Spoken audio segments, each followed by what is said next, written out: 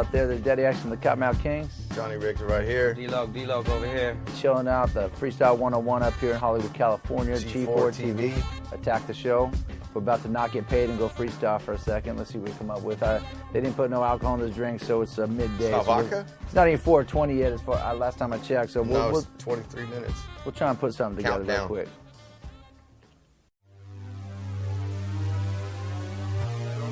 Kottonmouth Kings, G4, out here doing things. Seasonal raps. It's like seasonal brew from Blue Moon. Just getting all the flavors good. A little something new we thought about in the car on the way down here.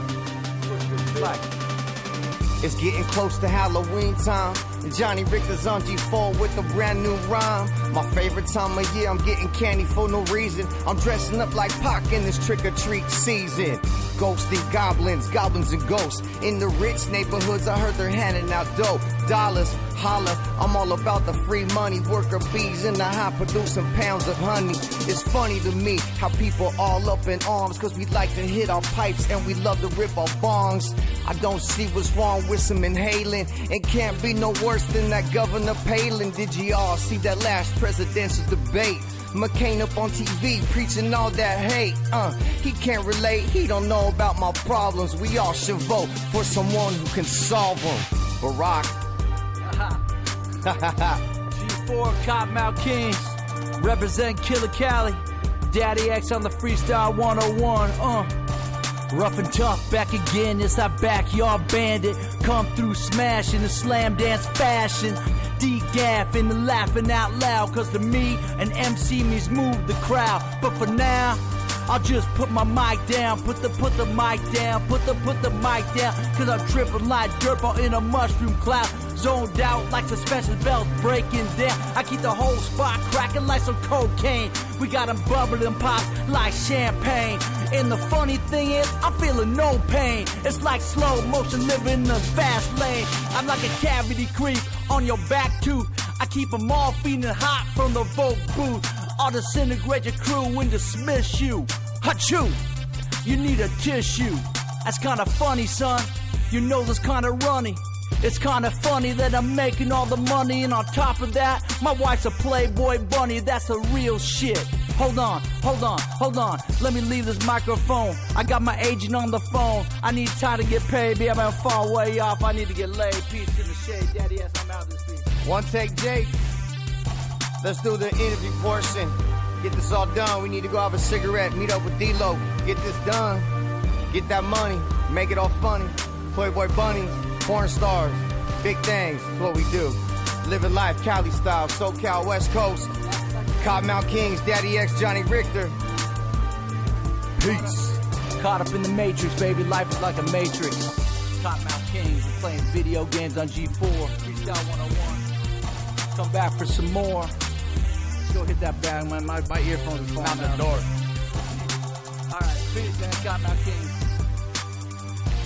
We grew up in the suburbs out in Orange County. Of course, is a hotbed for punk rock. As far as a hip hop scene, there out in Orange County back in the days when we started, there definitely was no hip hop scene, you know. But we were listening to hip hop in our cars and our garages, and I always loved hip hop. I fell in love with it way back in the day. But Old big ghetto blaster Beastie tape Boys, players. yeah.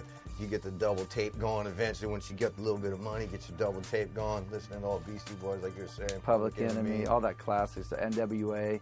To me, that started all of a sudden, that hip-hop started having the same kind of like attitude punk rock had, as far as like, wow, this is even gnarlier punk rock, you know what I mean? So that's what attracted me to it when I first started listening to it. And started DJing, started playing in bands, and just started really just trying to do it because I just loved it. I think nowadays, if you go out there, there's a lot of kids out there rapping and doing it all in Orange County, if you look now. But back then, it really... Probably like one or two dudes in high school that did it. 3 or 4 guys getting together at the like lunch a small table. group, like 2 or 3 dudes. When we decided we're going to start rapping, started playing backyard parties and rapping over beats, and you know, but also when we started the group, yeah, there's like all the white power skinheads out there, like, you know, they definitely, we get death threats and, you know, all kinds of crazy things out there. But we just love the music, so it never deterred us. We never, you know, and we always, even when we started the group, remember the most important thing, I remember sitting down with D-Lo, decided to do the only thing we're going to rap about is what's real to you. So what's real to you is you like smoking weed, skateboarding, whatever you like to do. That's I'm not trying to rap and trying to pretend like we're something we're not. You know what I mean? But at that point, that's when I started Suburban Noise. Our first song out really was Suburban Life. It was like most of hip hop represented the inner city, but everyone in the suburbs was starting to listen to. So we're like, we just want to represent the suburbs where we come from. We weren't trying to perpetrate like we're from the inner city or something like that. You know, I think that's why people relate to us, why we're probably still around, because speaking, keeping it real, I mean, you can't keep it any more real than this. And if you weren't keeping it real, it just wouldn't work, you know, it's too obvious, you know.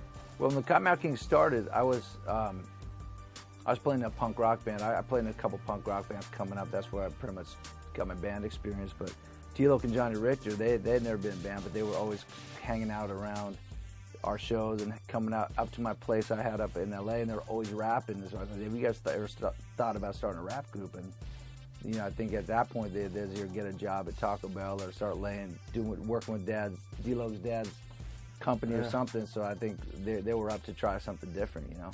We were just always rapping over the radio, whatever was cool. Like, we just loved the feel of it. Like Richter, he knew every song. I mean, from top to bottom. Any song that came on the radio, he could pretty much hit the whole thing from top to bottom. And like around that time, like 80, 88, 89, we were pretty young at the time, so we were like Beastie Boys, NWA, Ram DMC. That was as fresh as I would see at the time, you know.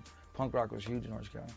You know, Eric B. Rakim, you know, Big Daddy Kane, all that stuff too, but that was like pretty fresh on the scene, you know, on the West Coast. When Ice Cube's America's Most Wanted came out, that's when I was like, wow, I want this is something I want to do for sure, you know. Some of my favorite MCs, I love Redman. I like some people that have kind of comedy, tell stories. I like Ludacris a lot. I think Ludacris is dope because he's kind of funny, fun to listen to. But there's so many great MCs, you know.